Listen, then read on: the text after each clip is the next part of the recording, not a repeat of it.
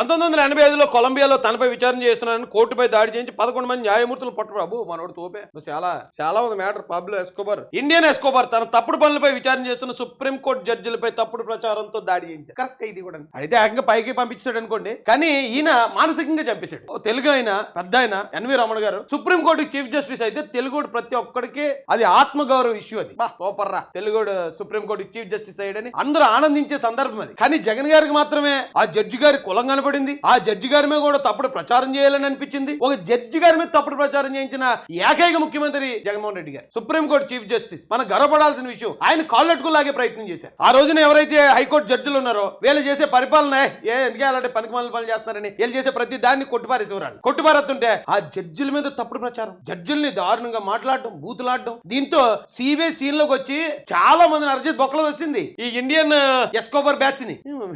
రెండిట్లో ఏం తీసుకోలేదు కదండి.